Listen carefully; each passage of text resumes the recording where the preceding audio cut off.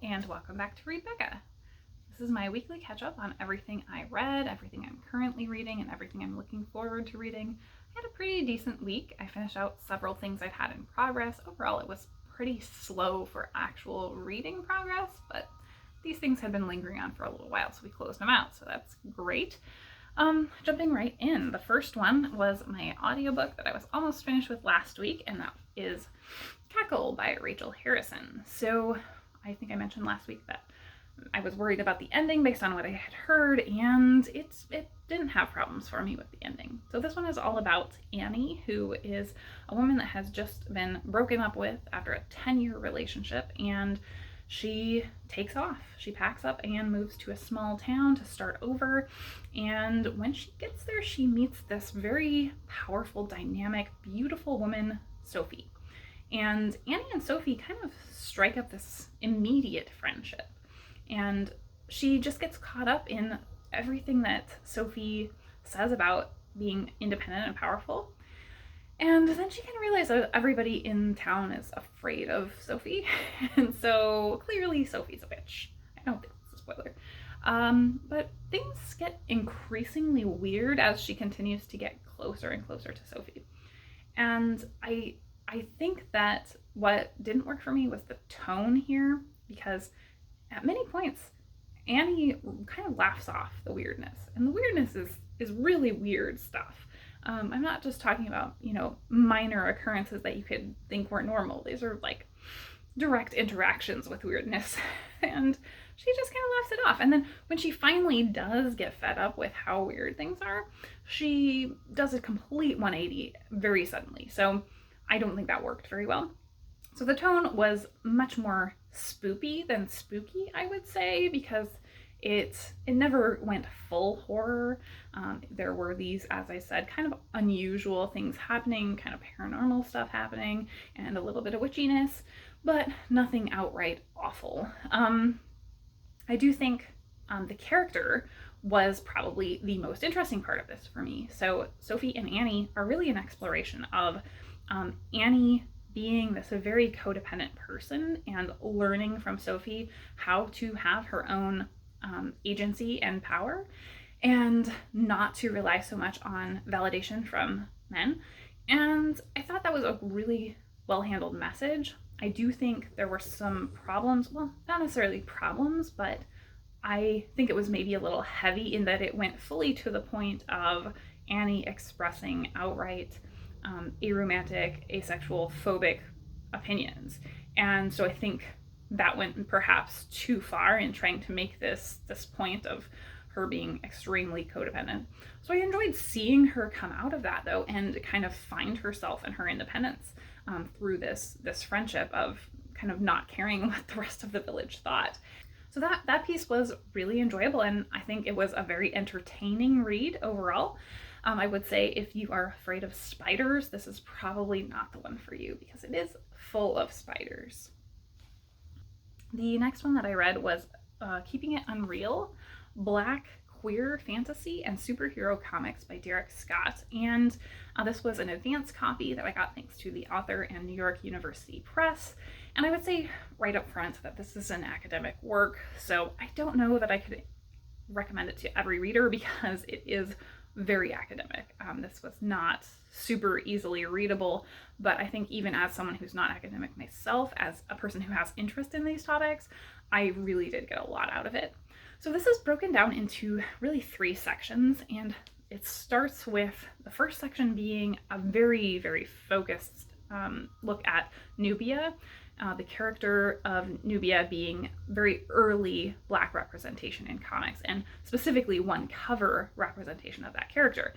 And so it is looking at a realized interpretation of Black superhero and power in this sort of arena. And so we look at that from a very specific character perspective.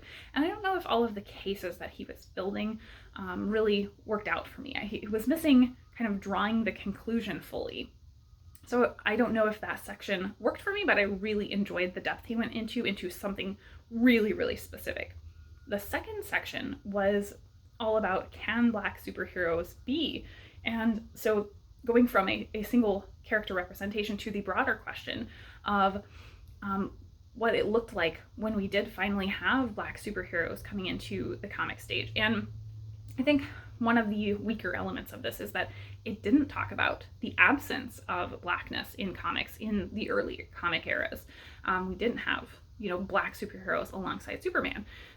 So it took quite a long time for that to happen. And most of this chapter is focused on kind of refuting the things that people were saying as they were creating these Black superheroes, and their denial of the socio-political forces that put pressure on them to do that. So I think that was really, really interesting to hear. But again, I don't know if the focus was in the right place, because it made so many points without really building the case for them. It seemed more concerned with really negating the stereotypes that were used when making Black superheroes. So in the third part, I think that is where it is really difficult to recommend this more widely, because it is all focused on Black gay porno comics, superhero comics specifically, and that's not something I'm familiar with. That is something that was really interesting to hear about, because we're looking at this from the author's perspective, being very passionate about that. So I think the third section was actually the most readable and the one I took the most information away from, despite the topic. So he draws a connection from childhood desire to do with the superhero comics, and then into erotic desire, and our imagination as a gateway to fantasy, both in terms of the fantastic and erotic fantasy. And I found the connections that he made there really, really intriguing, not something I had ever heard before. He also, throughout this work, talks about representation of Black and queer power and triumph as unreal. And so he blends together in this final section the ideas of the unreal in terms of Black queer power, and the unreal in terms of the limits of our imagination and erotic fantasy. So I found that to be something I had never heard of before, and really found great ideas there.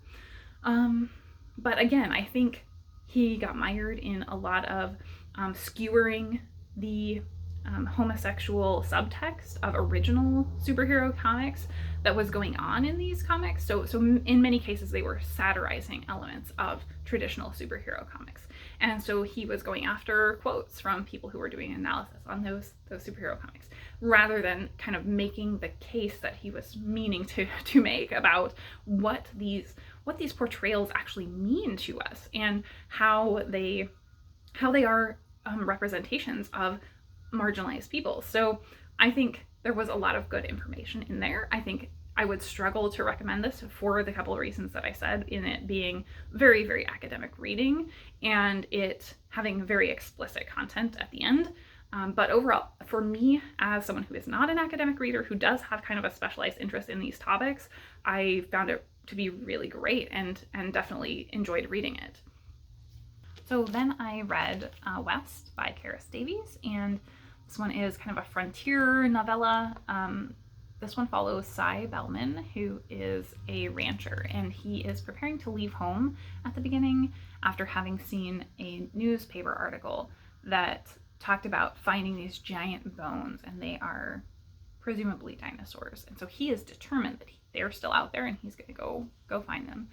And he leaves behind his 10-year-old daughter at the ranch. And so we are alternating between their perspectives. She has her aunt there helping her, and we see kind of the people around her that care either immediately think that Cy is crazy and she becomes a pariah. Bess is the girl's name. Or the people who do really care about her kind of quickly forget about her. And so we're experiencing this journey from both sides, from her being left behind and his being off and away. And he takes up an indigenous guide, meets a few people along the way, but most of this is pure journey, him just seeking in futility, it seems. And I think for me, I don't know if this is the intent of the book or if it's just represented in the character so strongly, I think this was a real exploration of toxic masculinity, because we have him in many ways. I think he is patting himself on the back for things that are not his achievements throughout. So he is self-congratulating and really not aware at all that he is making progress through luck or through the skills and knowledge of others. And he's just, self-congratulatory about how great he's doing. And it's really kind of repulsive at many times.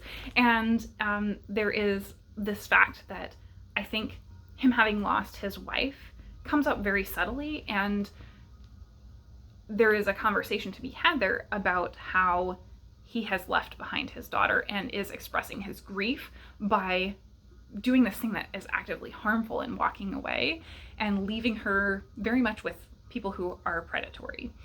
So he's doing something really toxic, and instead of coming together with his daughter to grieve together about the situation that they're in. So it's very escapist in that way. I think as well there is something to be said about communication, because he has this Indigenous guide who he never, over a very long period of time, learns to actually communicate with. And so again, we're at the toxicity of not communicating, because this guide actually has some pretty important information at times that he could use if he had ever learned to communicate. So I think there's a lot of subtext in here. I would say I liked this, but I've had really similar mixed feelings with this to how the One-Armed Sister sweeps her house, because the plotting didn't work for me. It really hinges on coincidence for both books, and to the point of like somebody having to be there at exactly the right place and right time, and that just doesn't work. But on the other hand, I absolutely loved the writing. The prose is so beautiful. I wanted to sit down and read this constantly, even though I didn't really care about the story.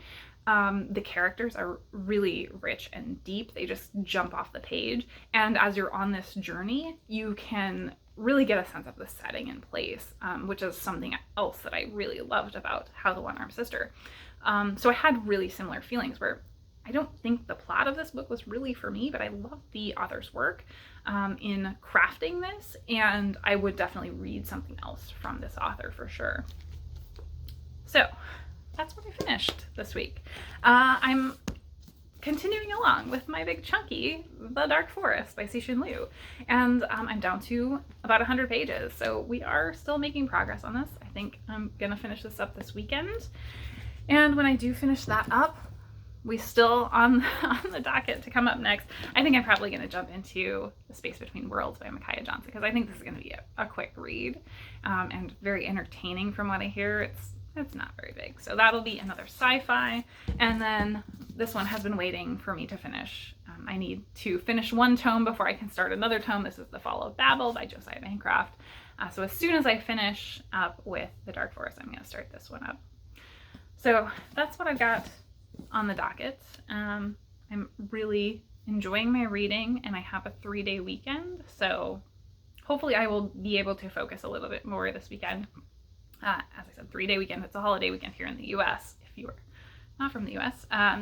We got a little bit of snow, so I will be cozy at home. It turned out to be kind of a nothing burger though, because I think it was one of those cases where if we had been down like a ½ degree or something, it would have been really nasty. But because it was just a little bit above freezing, it was really, really damp. So it's going to be pretty icy overnight tonight, I think, but I don't have to go anywhere. I did this week get my booster. Very exciting. I had a false start where I was supposed to get it earlier this week and showed up and something had gone wrong with my appointment, and so I didn't have an appointment. So they reset me another appointment for Friday afternoon, so yesterday, and I went and got my booster. So I don't know how that's going to kick in today. I am at this point feeling headachy and sore a little bit, like neck achy and definite arm soreness, but nothing severe. And I think I'm right on that line of like, am I feeling cold or am I feeling chills? And it's probably chills. So minor stuff, nothing really major, but we'll see. If that knocks me out, I will wind up spending the rest of the day snoozing and doing nothing probably. So that's fine, absolutely fine. Yeah, in terms of other life stuff, I don't think very much has been going on. Things are still pretty nasty here, so all my complaints last week still stand. It has only continued to worsen, so I'm sticking close to home and not really doing much of anything. They're desperately begging people locally to stay home and not locking down because our state versus local have been very contentious about that. So unfortunately, I don't think we are going to get things like mandates and lockdowns again, even though we are really in bad condition. And I think, unfortunately, that's the situation most people are in right now, where things have really, really degraded a lot. And, you know, just from what I'm seeing of watching people's videos, it seems like everybody has someone in their family or knows someone who is getting sick right now. So fortunately, I'll have my booster and I will have less to worry about. You all were supposed to slow down after Christmas in terms of videos. Speaking of that, I've just been watching stuff constantly, and I think I've had like 200 videos in my watch later for all week because I can't catch up. So you guys are making great stuff though. It's a lot of wonderful best ofs, and I do have my best of fiction and nonfiction planned out. I just need to sit down and make the video. So we'll work on that maybe later today if I'm feeling up to it. So I think that is all for my week. I did watch Don't Look Up, and that was very okay. It was overlong for sure, and it felt like it was a vehicle for yelling a lot. I think Leonardo DiCaprio screaming is a theme with his recent movies, and it was okay. I liked Melancholia a lot better for that type of topical film, and that was more an exploration of people's emotions dealing with and grappling with the end of the world than this really heavy-handed political commentary, but it was okay. So I think that is it for my week. I don't really have any recommendations because I've just been watching so many everybody's best ofs. I will point you to AJ Dunn's pinto bean stew recipe because that looked delicious.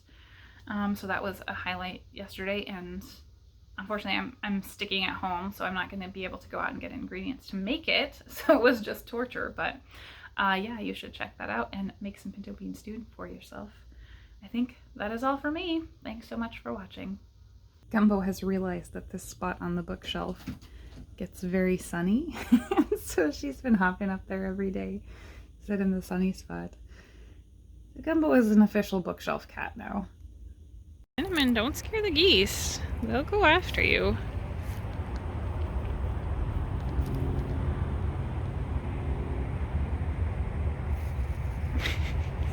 I don't think you need to go for those guys. They're so curious. Come on this way. All right.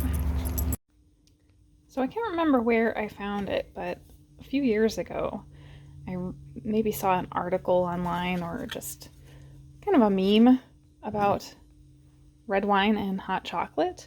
And if you have never tried red wine with hot chocolate, just replace the milk portion, unless you're one of those weirdos who does all milk, and you mix it with hot water, and it is so good, and it gets nice and frothy. It's absolutely great. It's not very impressive, but we got our first snow overnight. And this is very, very wet. It rained all day yesterday, so this is gonna be like solid ice base underneath by tonight, I'm sure. And we're supposed to get snow all day, so I'm gonna be cozy at home.